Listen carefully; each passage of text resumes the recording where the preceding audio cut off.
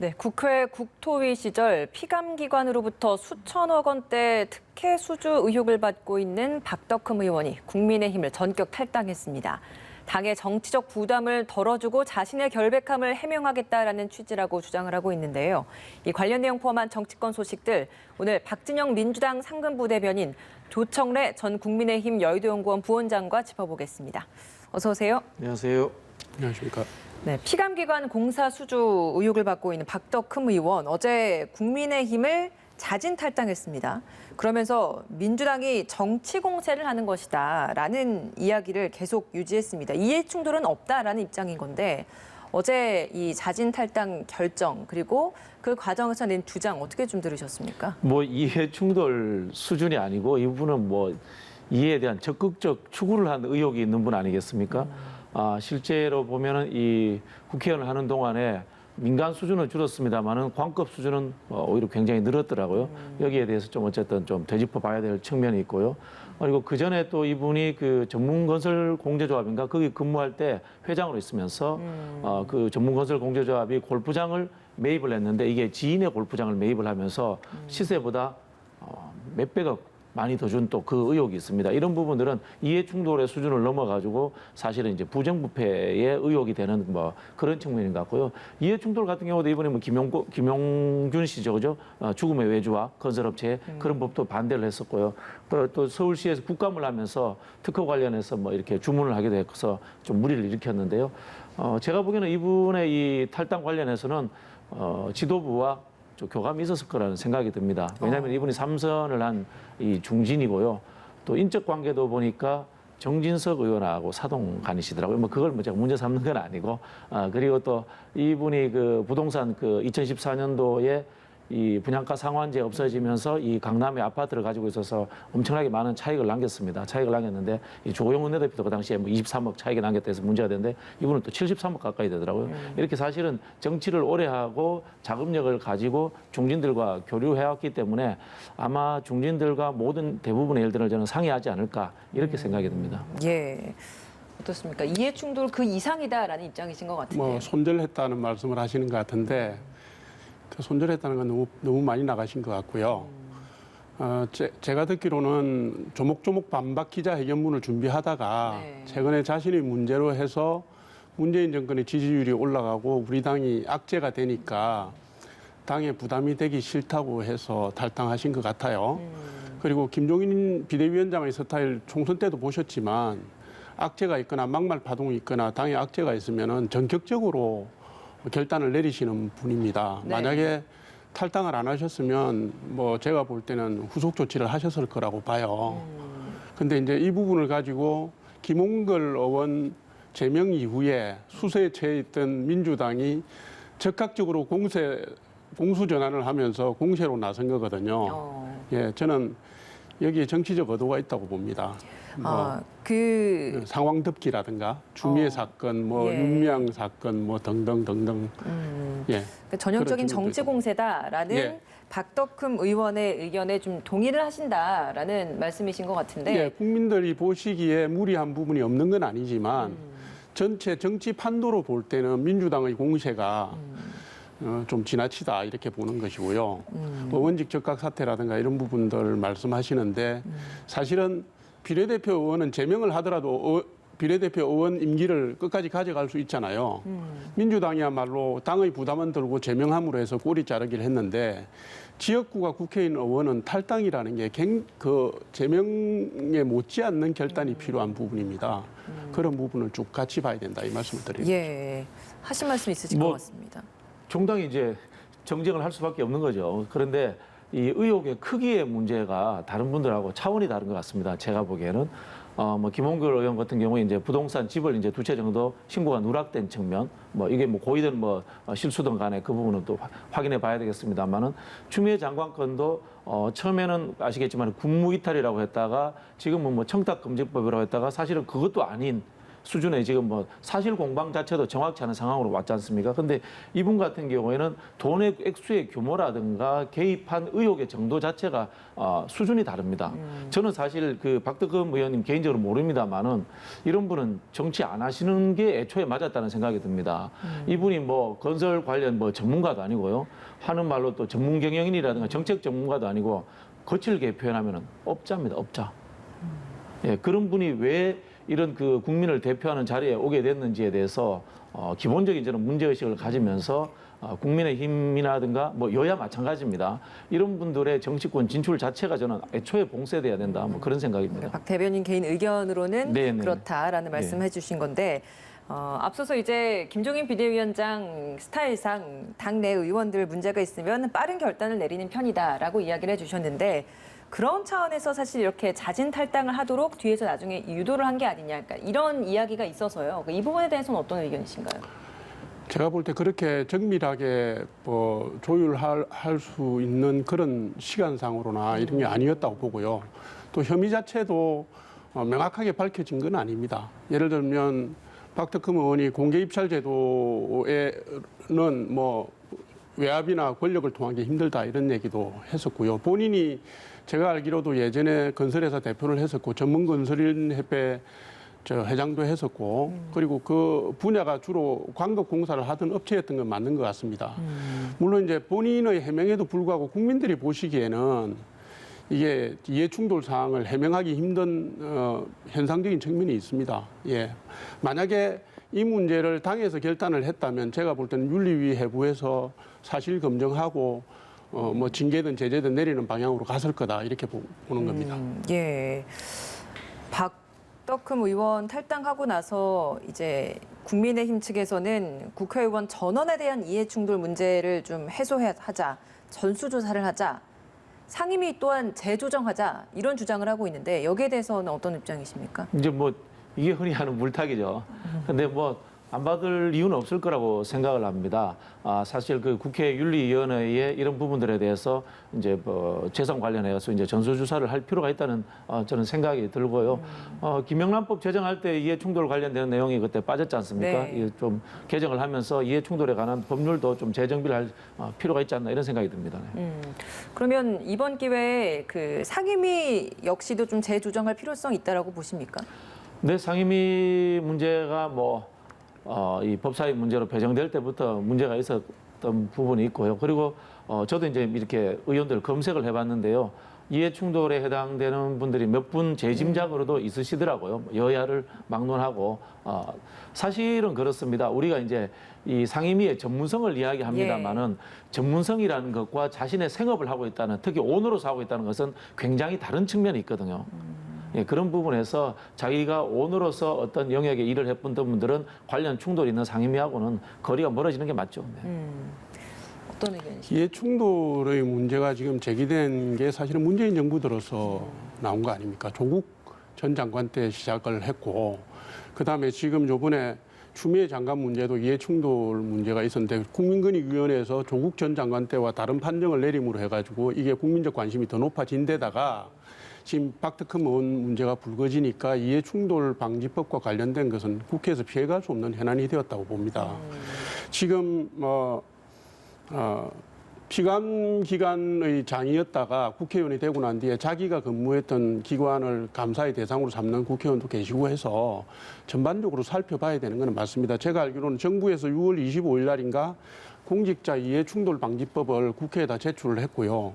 지금 정무위원회에서 상정돼 가지고 법안심사 소위에서 논의하고 있는 걸로 알고 있습니다. 그래서 빠르면 11월 본회의에서 통과될 수 있다는 전망이 나오기도 하는데 네. 어찌됐든 이게 통과돼서 원칙과 기준을 좀 잡으면 좋겠습니다. 네. 알겠습니다.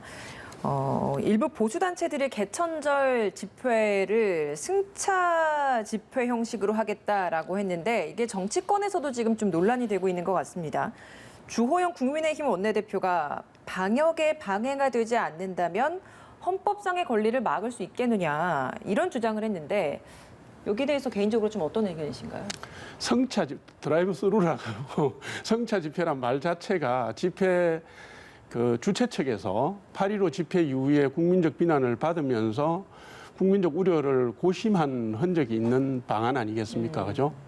물론 그게 뭐 어느 정도 효과가 있을지는 뭐 잘 모르겠고요. 근데 이게 경찰에서 지금 도로교통법하고 집시법 위반으로 걸겠다 이렇게 하면서 강경 대응을 지금 밝혔습니다. 8.15 집회 때는 코로나19 확진의 주범으로 잡아서 밀고 가다가 지금 자동차를 통한 집회는 방역 문제가 불거지지 않으니까 집시법이나 도로교통법으로 단속하겠다고 나오는 게 좀 어딘가 좀 어색합니다. 그리고 제가 볼 때는 방역 우려를 피해갈 수 있고 그리고 시민들에게 엄청나게 큰 피해를 주는 게 아니라면 헌법상의 이 권리를 행사할 수 있도록 유연하게 대응하는 게 필요하다. 저는 그래요? 이렇게 봅니다. 예. 오늘 김종인 비대위원장은 또 아침에 비대위 회의에서 당국의 지침을 최대한 협조하는 게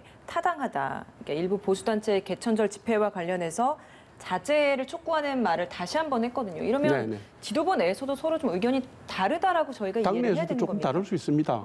지금 주호영 의원하고 대표하고 김종인 대표가 조금 다른데요. 예를 들면 개천절 집회가 지금 방역의 물줄기에 를 흐트러 놓거나 혹은 국민 정서상 문제가 있다고 판단될 경우에 우리 당이 입는 그 타격이 크지 않습니까? 그거를 김종인 위원장께서는 우려하신 것 같고요. 정치, 경제, 사회, 문화 모든 부분을 코로나19 방역의 잣대 혹은 뭐 집회 금지의 잣대를 대가지고 국민의 기본권을 제약하는 부분에 대해서는 문제가 있다는 점을 제가 말씀을 드리고 지적하는 것입니다. 알겠습니다. 약간 이제 조금 오해의 소지가 있으신데요. 이 집회는 이제 감염법 예방법에 근거하여 집회를 불허한다. 그래서 이게 이제 집시법으로 오게 되는 상황이고요. 대법원 판례에 의해서 차량 시위로 이렇게 인정이 되기 때문에 이 정부에서 이렇게 허가를 하지 않겠다. 뭐 이런 입장인 걸로 제가 그렇게 알고 있습니다.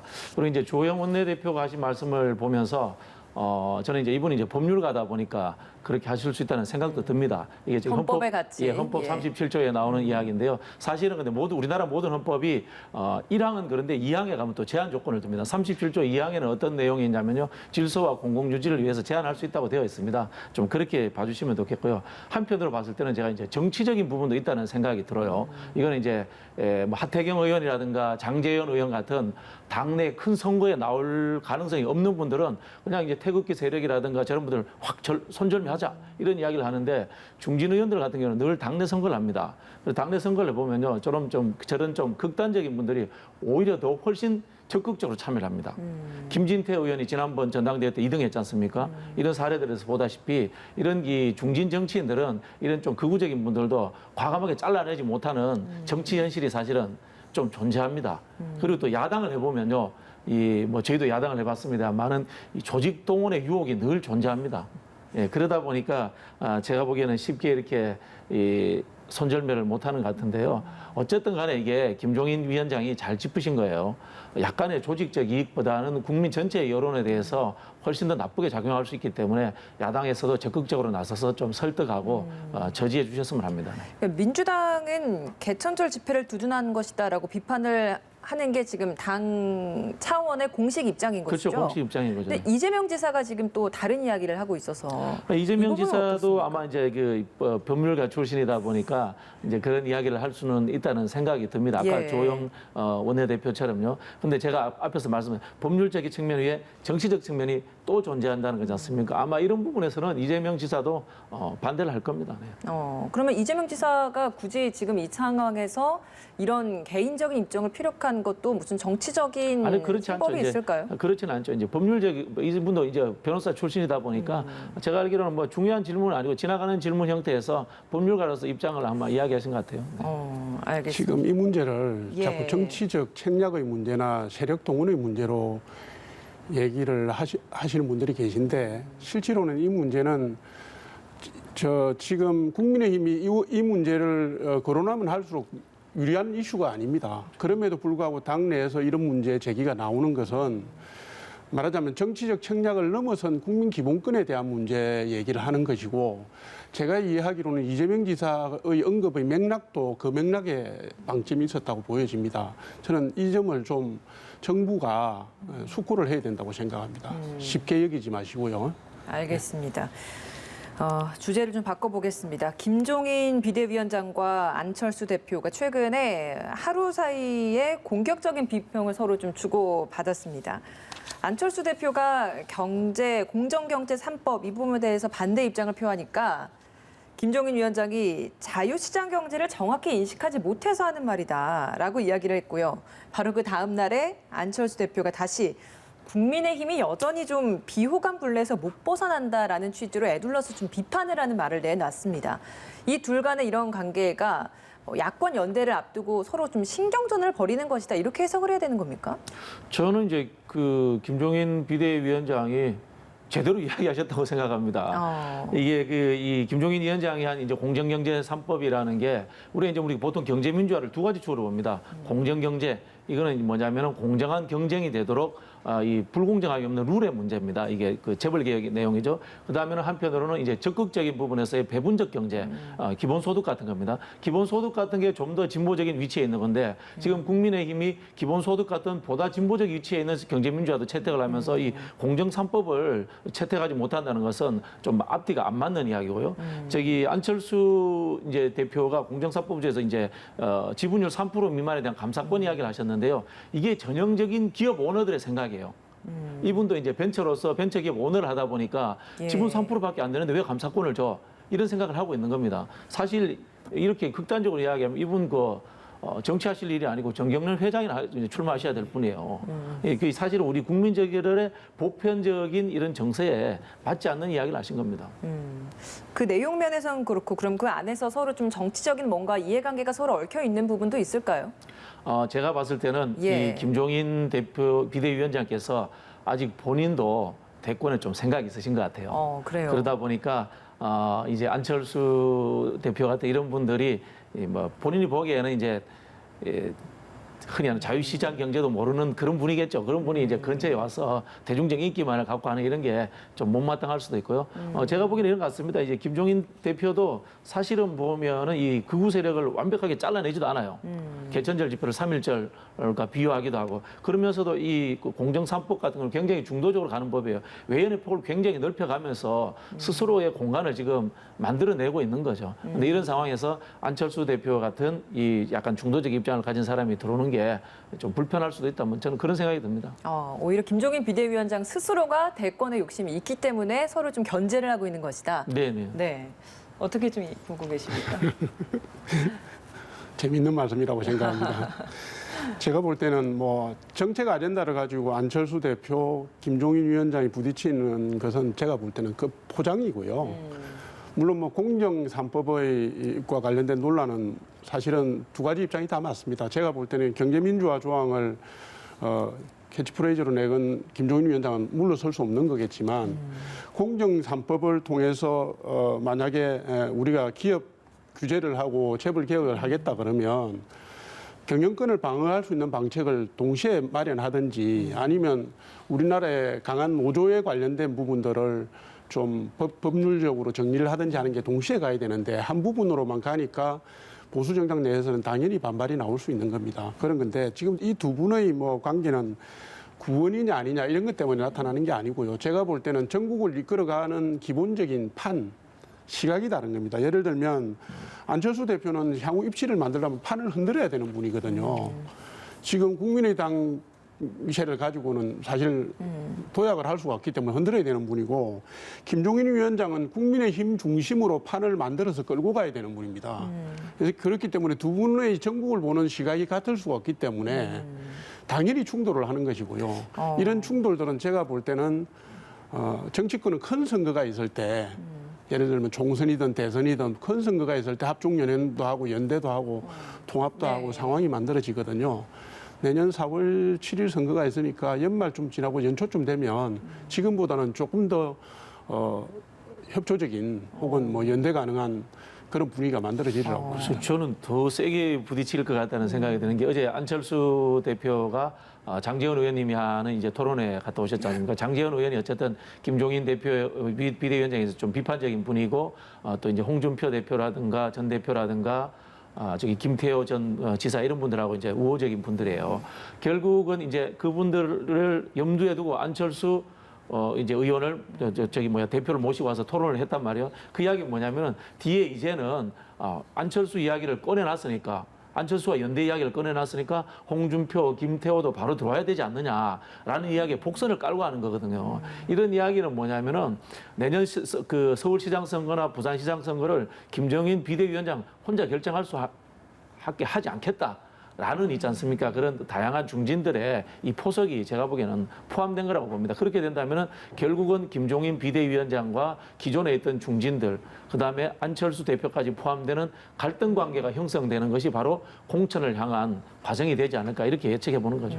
그러면 그 전에 이제 무소속 3인방들의 입당 문제도 좀 해결이 돼야 되는 거잖아요. 그렇죠. 안철수 대표와의 연대가 같이 연동되어 있는 거죠. 안철수도 데리고 오는데 원래 우리 사람 왜 못 데리고 와? 이런 이야기를 충분히 꺼낼 수 있는 거죠. 예, 어떻습니까? 이런 무소속 의원들의 입당 문제, 지금 개별 입당으로 가다 보니까 김태호 의원 혹은 그 홍준표 전 대표 같은 경우에는 오히려 지금 입당이 더 어려워지는 게 아니냐 이런 예상들도 많이 나오더라고요.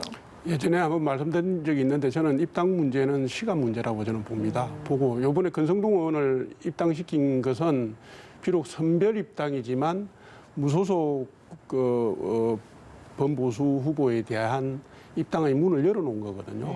요 흐름은 시간이 갈수록 점점 더 압박이 강하게 작용할 것이고 당내에서도 그 요구가 분출하리라고 봅니다.